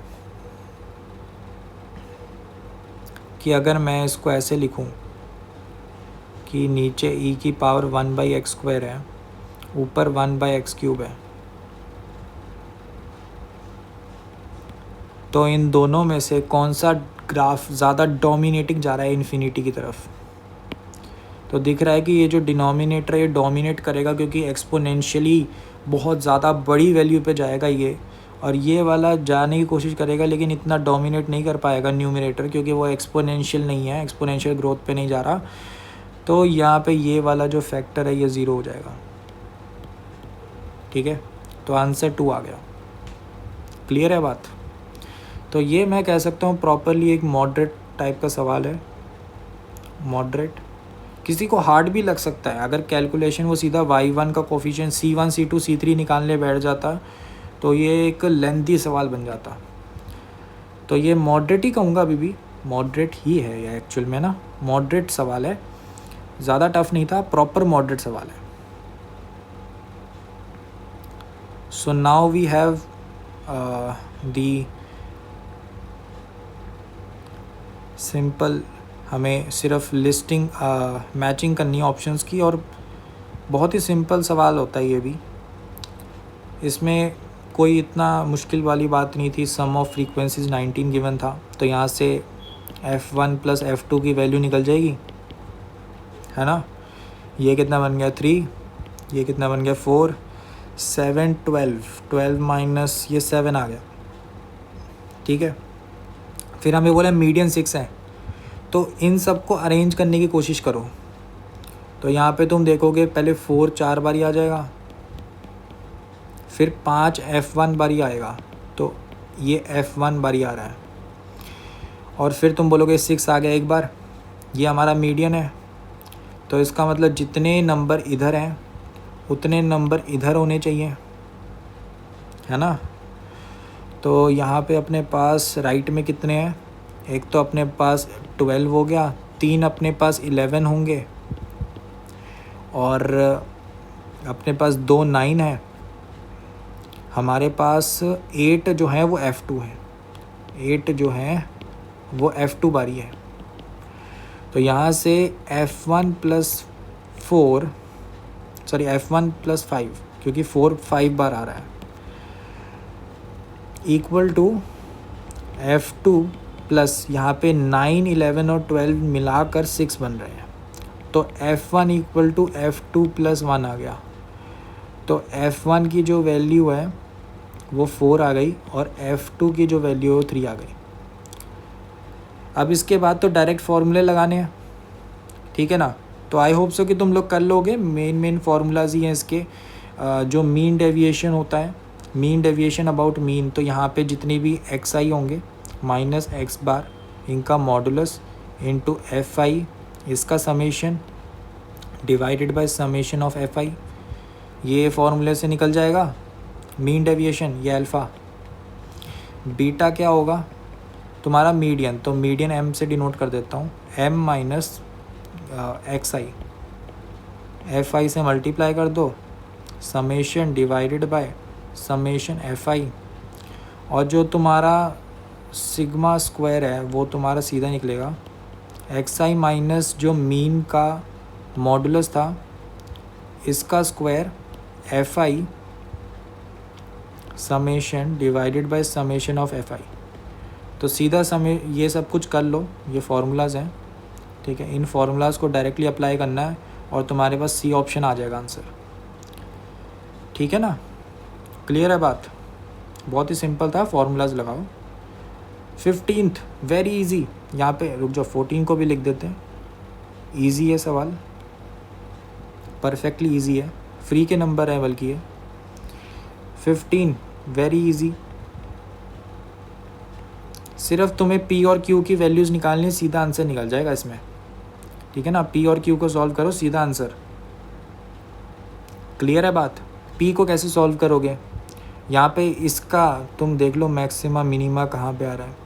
मेरे हिसाब से तो 1 और 2 के बीच में ये एक इंक्रीजिंग फंक्शन था, ठीक है। याद नहीं मुझे अच्छे से सॉल्व किया था, तो ये एक इंक्रीजिंग फंक्शन आ रहा था, ठीक है, जो मैंने अभी ये रेड से मार्क करा है पॉलिनोमियल। तो 1 पे इसकी मिनिमम वैल्यू आ रही थी, 2 पे मैक्सिमम। तो n की वैल्यू ऐसी होनी चाहिए कि ये जो ग्रेटेस्ट इंटीजर फंक्शन है ये एक कांस्टेंट एक ही नंबर बना रहे हैं। तो इस पे इसका जो आंसर है वो अपने पास 9 आता है, ठीक है। मेरे हिसाब से जो इसकी मैक्स वैल्यू 60 आ रही थी और मिनिमम वैल्यू 55 आ रही थी, तो 9 इसको कर रहा था कि ये कॉन्टीन्यूस बन जाए ना। और जो ये मिनिमम वाला है, ये वाला भी बड़ी सिंपल चीज़ है कि n की मिनिमम वैल्यू सच दैट ये इंक्रीजिंग फंक्शन हो। अगर इसको इंक्रीजिंग फंक्शन होना है तो डिफरेंशिएट करोगे तो क्या बनेगा, इसका डिफरेंशिएशन होगा 3x² + 3 आया। तो इसका मतलब ये वाली जो क्वांटिटी है, इस क्वांटिटी को क्या होना पड़ेगा, पॉजिटिव होना पड़ेगा इंक्रीजिंग के लिए। तो 2n² - 13n - 15 should be greater than 0 increasing के लिए, ग्रेटर देन इक्वल टू। तो यहाँ n की value greater than equal to 15/2 आ जाती है, जिससे तुम कह सकते हो n की वैल्यू 8 होनी चाहिए। तो 1 बन जाता है q का। तो यहीं से बी ऑप्शन तुम टिक कर सकते हो। सिंपल है सवाल, है ना, बहुत ही ईजी सवाल था। सो हम पहुंच चुके हैं हमारे लास्ट क्वेश्चन पे, और इस लास्ट क्वेश्चन पे भी मैं लिखना चाहता हूँ कि एक मॉडरेट सवाल है। मॉडरेट सवाल है क्योंकि इसमें थोड़ी सी कैलकुलेशन है, थोड़ा सा एनालिसिस है, और जब ये सब कुछ तुम कर लोगे फिर तो ये सवाल हो जाएगा। तो यहाँ मुझे दिख रहा है ये अपने पास क्या आ गया, u vector cross v vector equal to w vector. और क्या गिवन है, v vector cross w vector equal to u vector. इन दोनों बातों से एक बड़ी अच्छी चीज़ निकाल सकते हैं, देखो कैसे। u vector cross v vector equal to w vector है। v वेक्टर इसके क्रॉस प्रोडक्ट में कर लो ना, तो v vector cross this, v vector cross this, ये इक्वल टू u वेक्टर है ना। तो यहाँ से अपने पास क्या आ गया, इसको सॉल्व करो। v वेक्टर के मॉडुलस का square u vector minus u vector dot v vector equal to u vector. तो इसको जब एडजस्ट करोगे तो मिलेगा v वेक्टर के मॉडुलस का square -1 u vector equal to u vector dot v vector. अब तुम्हें दिख रहा है ये दोनों क्या हैं, कॉन्स्टेंट्स, है ना। तो इनको लैम्डा माना जा सकता है। u vector equal to lambda times v vector. इससे पता है क्या चीज़ निकलेगी कि जो ये लैम्डा है यहाँ पे निकला, ये सिचुएशन, इसका मतलब पता है क्या होगा। अगर ये दोनों नॉन ज़ीरो हैं जो मैंने हाईलाइट करे हैं, इसका मतलब ये होगा कि u वेक्टर और v वेक्टर की जो डायरेक्शन है वो या तो सेम है या ऑपोजिट है। और अगर ऐसा है तो मुझे ये बता दो कि v वेक्टर और u वेक्टर का जो क्रॉस प्रोडक्ट है वो ज़ीरो क्यों नहीं हुआ, w कैसे हो गया, ठीक है ना। इस आर्ग्यूमेंट से ये पता लगा जो हाईलाइट करी हुई ये चीज़ें दोनों ज़ीरो होनी चाहिए, क्योंकि u वेक्टर और v वेक्टर इंडिविजुअली भी ज़ीरो नहीं होंगे। तो यहाँ से v वेक्टर के मॉडुलस का स्क्वायर इक्वल टू 1 आ गया and u vector dot v vector equal to 0 आ गया। तो इधर से पता लगा कि v वेक्टर, u वेक्टर और w वेक्टर एक दूसरे के म्यूचुअली परपेंडिकुलर हैं, और v वेक्टर के मॉडुलस का स्क्वायर 1 के बराबर है। जो हमारा p वाला था ऑप्शन वो तो 2 पे पॉइंट करने लग गया, है ना, सिंपल।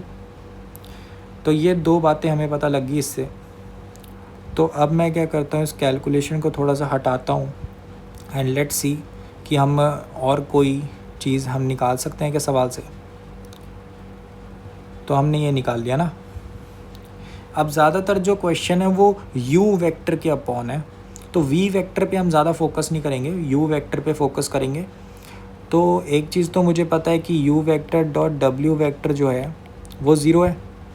तो इधर से अल्फ़ा बीटा गामा में मैं वैल्यू निकाल सकता हूँ। क्या निकलेगा, 2 times gamma equal to alpha plus beta. क्या ये बात क्लियर है। और मुझे एक चीज़ बताओ, ये 3 इक्वेशंस मुझे गिवन है अल्फ़ा बीटा गामा में। अल्फ़ा बीटा गामा को अगर वेरिएबल्स की तरह ट्रीट करें तो ये एक होमोजीनियस सिस्टम ऑफ इक्वेशंस है, और होमोजीनियस सिस्टम ऑफ इक्वेशंस हैं। तो एक चीज़ मुझे बताओ, ये जो होमोजीनियस सिस्टम ऑफ इक्वेशंस हैं इसमें एक रूट तो होगा अल्फ़ा बीटा गामा, तीनों जब ज़ीरो हो जाएं, है ना, तो ये तीनों सेटिस्फाई हो जाएंगी। वो होता है ट्रिवियल सोल्यूशन। पर u वेक्टर तो ज़ीरो होना नहीं चाहिए, है ना, क्योंकि alpha beta gamma non zero होंगे तभी तो यू वेक्टर का जो मैंने निकाला था, यू वेक्टर का जो हाँ अभी हमने निकाला नहीं ना, देखो इस इक्वेशन पे तुम डायरेक्टली मॉडुलस ले लो, तो यू वेक्टर का जो मॉडुलस है, वी वेक्टर का मॉडुलस है, वो डब्ल्यू वेक्टर के मॉडुलस के बराबर आ जाएगा, और यू वेक्टर का जो मॉडुलस है वो अपने पास क्या आ जाएगा, वी वेक्टर का मॉडुलस 1 है, डब्ल्यू वेक्टर का मॉडुलस √6 है, तो ये √6 आ गया, तो ये चीज़ निकल गई। अब ये अगर √6 है तो अल्फ़ा बीटा गामा ज़ीरो थोड़ी होंगे, है ना। सो दिस मीन्स कि अल्फ़ा बीटा गामा ज़ीरो नहीं है, तीनों एक साथ ज़ीरो नहीं है। तो ट्रिवियल सोल्यूशन के अलावा भी कोई सोल्यूशन अगर एग्जिस्ट कर रहा है तो इसका मतलब हमें क्या करना पड़ेगा, जो हमारा डेल्टा होता है, डेल्टा याद है, डेल्टा से रिप्रेजेंट करते हैं ना, जो अल्फ़ा बीटा गामा के कोफिशिएंट हैं -t 1 1 1 -t 1 1 1 -t, इसकी वैल्यू ज़ीरो होनी चाहिए, तभी तो इन्फाइनाइट सोल्यूशन आएंगे, नॉन ट्रिवियल सोल्यूशन भी एग्जिस्ट करेंगे। सो दिस मीन्स कि यहाँ से हमारे पास टी में एक रिलेशन आएगा, क्या आएगा रिलेशन, तो रिलेशन अपने पास आएगा -t³ है ना +3t + 2 = 0।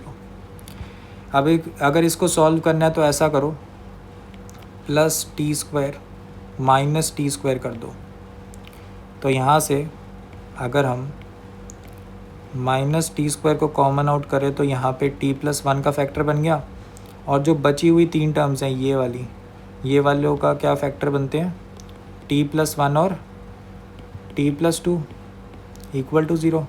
t+1 को कॉमन आउट करो तो यहाँ पे अपने पास क्या बचा, -t² + t + 2 = 0। तो यहाँ माइनस से मल्टीप्लाई करा तो ये बन गया, तो इसके फैक्टर क्या होते हैं, t+1 t -2। तो यहाँ से अपने पास क्या आया कि जो t है उसकी 3 वैल्यूज़ क्या थी, -1 -1 एंड 2। तो बेसिकली 2 वैल्यूज़ हो सकती हैं t की, या तो -1 हो सकता है या फिर 2 होगा। तो अगर हम ले लें कोई भी एक वैल्यू, लेट्स से t की वैल्यू मैंने -1 ले ली, अगर t की वैल्यू -1 है तो ये तीनों जो इक्वेशंस हैं तुम t = -1 रखोगे तो अल्फ़ा + बीटा + गामा = 0 दे देंगी, और मुझे क्या पता है कि अल्फ़ा + बीटा की वैल्यू 2 गामा है ना।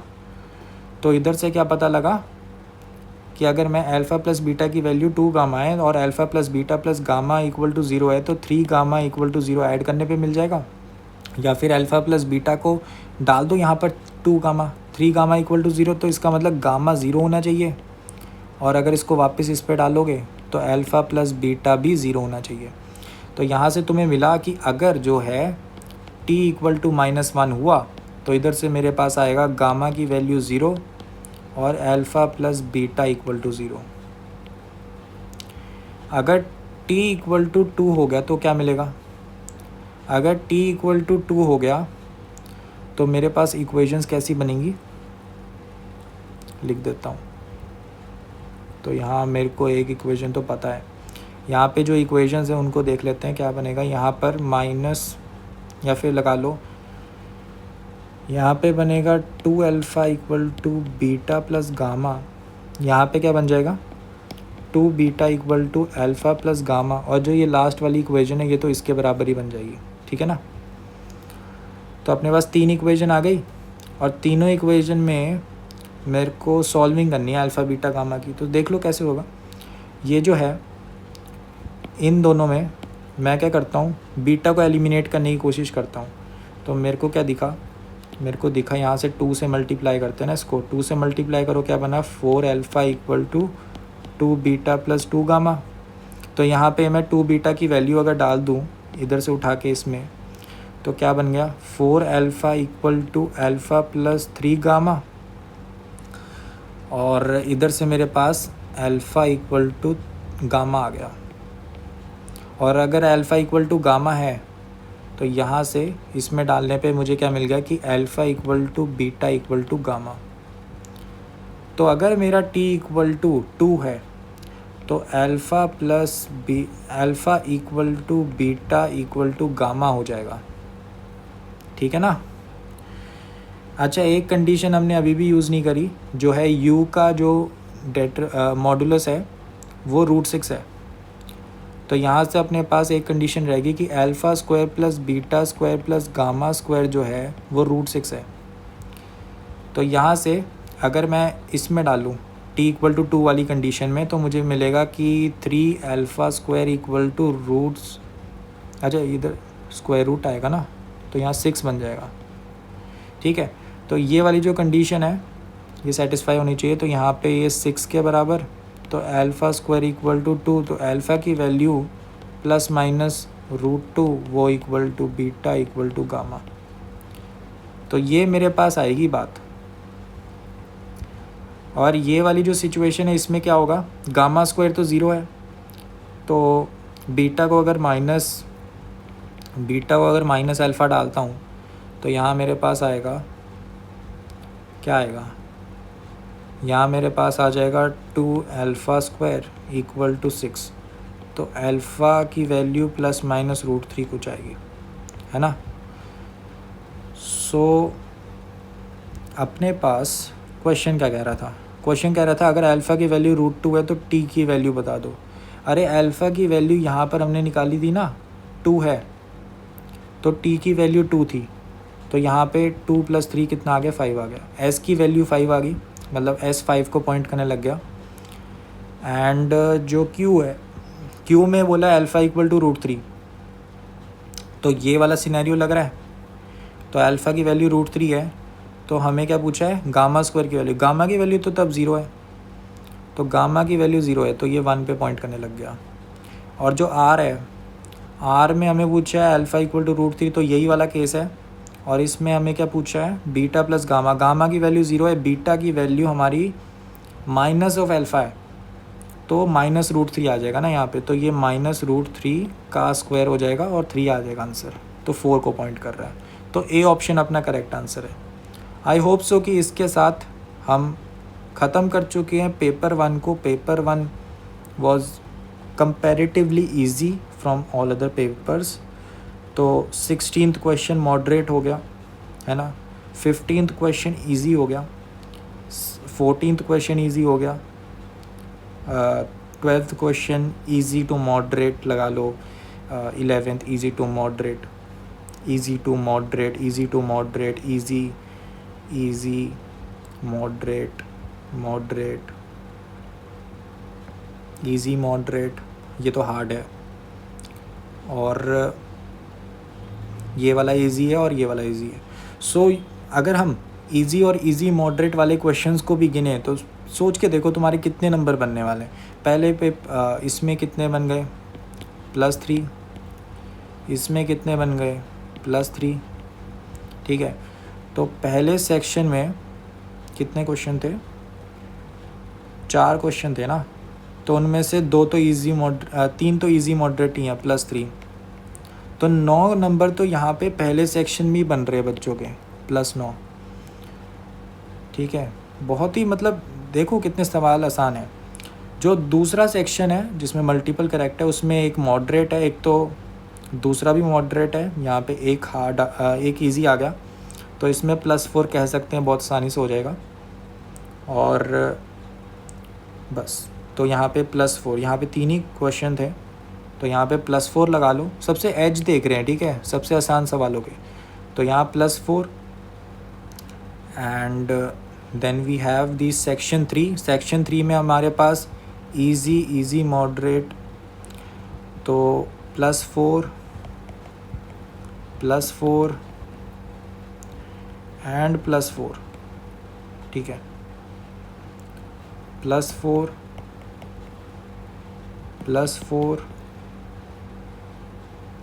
इसको नहीं गिनेंगे, इजी मॉडरेट वालों को गिन रहे हैं ना।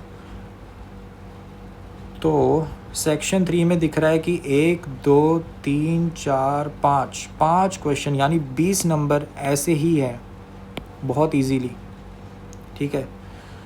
Then we have last section, इसमें 1 2 एंड ये तो मॉडरेट है। तो 2 सवाल ऐसे लगा लो कि ठीक है, तो 2 सवाल यानी +8। तो अगर तुम +8 प्लस ये 28 plus this 32 and plus this 9, तो 32 + 9 41 नंबरों का इजी पेपर था ये आउट ऑफ 60। हो सकता है मेरी बात थोड़ी ऐसी लग रही है कि यार नहीं यार 41 तो नहीं आएंगे, अगर इसको कम भी कर दो, एग्ज़ाम प्रेशर को अगर -10 या 11 नंबर भी कर दो, तब भी 30 यानी 50% नंबर का इजी क्वेश्चन पेपर आया था। और आई थिंक अगर किसी ने डिसेंट मैथमेटिक्स करी है तो 30 नंबर उसके आराम से बन जाएंगे एक पेपर में। और तुम समझ रहे हो 30 नंबर एक पेपर में काफ़ी होता है मैथमेटिक्स में। वैसे तो 41 ईजी गिनाए हैं मैंने, क्योंकि सवाल काफ़ी सच में पेपर 1 वाज रियली इजी। इसमें मॉडरेट सवाल भी थे और इजी सवाल काफ़ी थे। हार्ड तो सिर्फ एक ही सवाल है। लिटरली हार्ड उसको कहता हूँ ना जिसमें कॉन्सेप्चुअली बहुत डेप्थ है, बच्चा फंसेगा ही फंसेगा, और वो ऐसा सवाल था ये। ठीक है, तो सिर्फ क्वेश्चन नंबर 3 है जो हार्ड कहा जा सकता है, और बाकी कोई भी क्वेश्चन हार्ड नहीं था। सो आई होप सो कि दिस सेशन वॉज फ्रूटफुल, की तो आपको पता लग गया होगा कि कैसे जो पेपर है वो डिज़ाइन करा जाता है, कैसे सोचना होता है पेपर के वक्त। एंड कुछ क्वेश्चन में, जैसे ये क्वेश्चन नंबर 6 है, इसमें ज़रूर से डायग्राम बना के देखना। मैंने डायग्राम ऑलरेडी बना के देखा हुआ है, बहुत ही अच्छा डायग्राम है, और डायग्राम से काफ़ी क्लैरिटी मिलती है फंक्शंस के बारे में।